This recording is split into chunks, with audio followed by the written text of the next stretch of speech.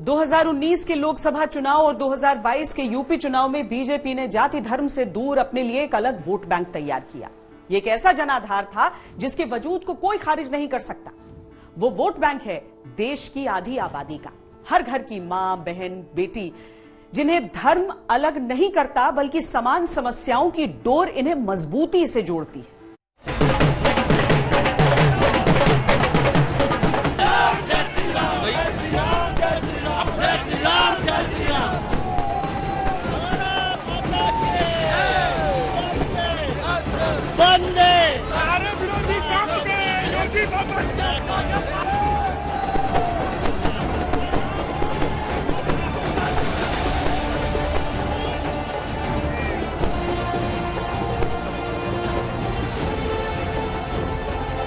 उत्तर प्रदेश की जनता जनार्दन की ताकत ने उस भ्रामक प्रचार को बरकरार करते हुए आज भारतीय जनता पार्टी और सहयोगी दलों को प्रचंड बहुमत से विजयी बनाया है। 10 मार्च 2022 की वो ऐतिहासिक तारीख याद कीजिए जब उत्तर प्रदेश के चुनाव रण में बीजेपी को बम्पर जीत मिली थी। लखनऊ से लेकर दिल्ली तक बीजेपी मुख्यालय में जश्न का आलम था।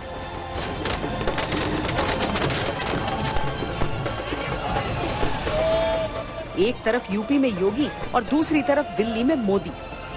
प्रधानमंत्री मोदी ने इस बड़ी जीत का सेहरा मतदाताओं, कार्यकर्ताओं के साथ महिलाओं के सर बांधा था।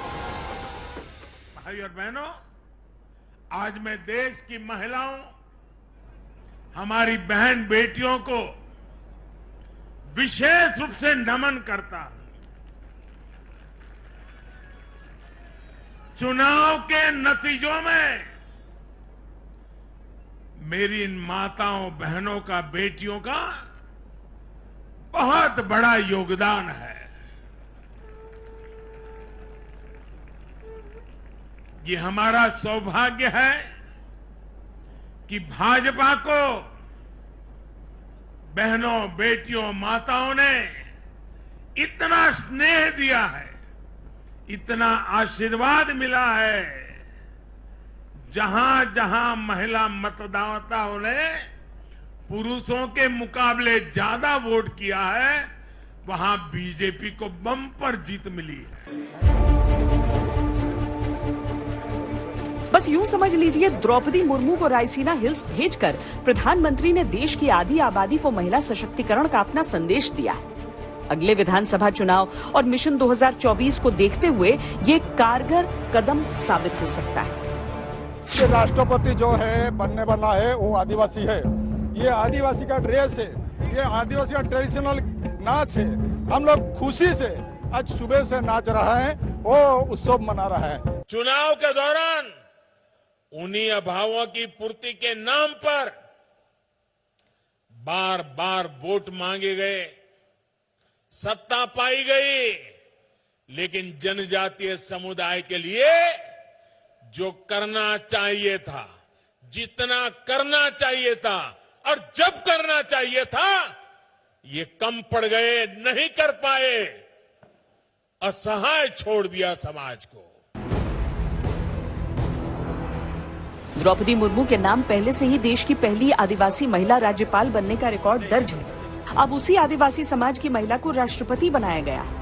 इस साल के अंत में गुजरात में विधानसभा चुनाव होने हैं, जो प्रधानमंत्री नरेंद्र मोदी के लिए हमेशा से अहम रहा है।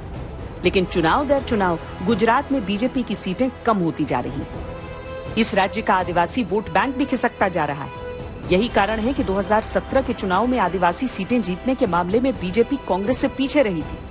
गुजरात में आदिवासियों की आबादी 15% है और इस समुदाय के लिए राज्य में 27 विधानसभा सीटें रिजर्व हैं। 2017 के चुनाव में बीजेपी ने 27 में से 9 विधानसभा सीटें जीती थी और कांग्रेस के खाते में बीजेपी से अधिक 15 सीटें आई। हालांकि बाद में कांग्रेस के साथ खेल हो गया। एसटी रिजर्व सीट के 2 कांग्रेसी विधायक बीजेपी में शामिल हो गए। उपचुनाव में इन दोनों के साथ बीजेपी ने एक और सीट जीत ली। अब द्रौपदी मुर्मू के नाम पर बीजेपी ने जो दांव चला है, इससे नेताओं को यही उम्मीद है कि गुजरात की 15% आदिवासी समाज की आबादी का झुकाव बीजेपी की तरफ बढ़ेगा। देखिए, आप किसी को भी नामांकित करिए, ये तो हमेशा सोचेंगे। तो क्या कांग्रेस को कभी मना किया था क्या कि आप उस समाज के लोगों को मत बनाइए राष्ट्रपति जो आपने 65-68 साल देश पर राज किया?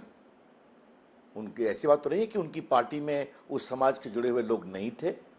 उनका उस समय के पूरे झारखंड में भी शासन था, उसका मध्य प्रदेश में शासन था, बंगाल में शासन था, गुजरात राजस्थान में शासन था, पूरे आज के तेलंगाना आंध्र प्रदेश में शासन था, इन सब पूरे महाराष्ट्र में शासन था, इन सभी जगह हमारे नॉर्थ ईस्ट में शासन था।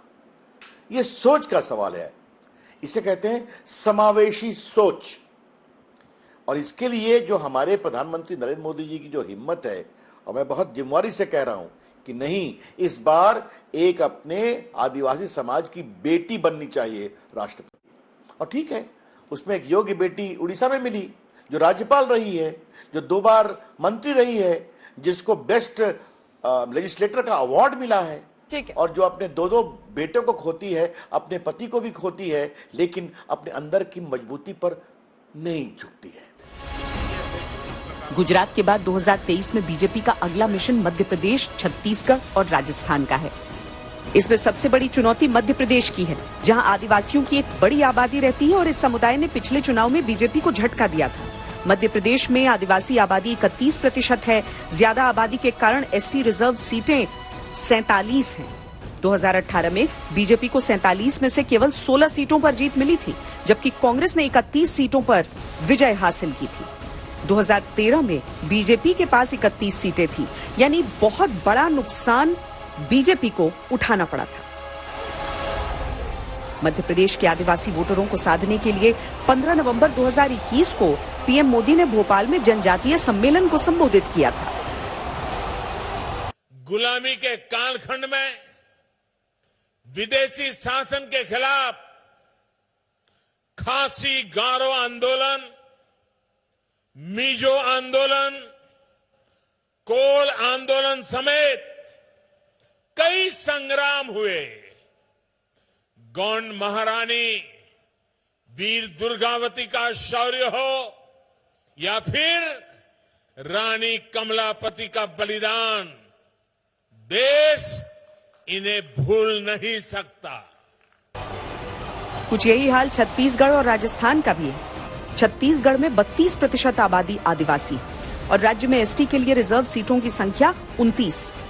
2018 में कांग्रेस ने 25 सीटों पर जीत हासिल की थी, जबकि बीजेपी के खाते में इनमें से केवल 3 सीटें आई थीं।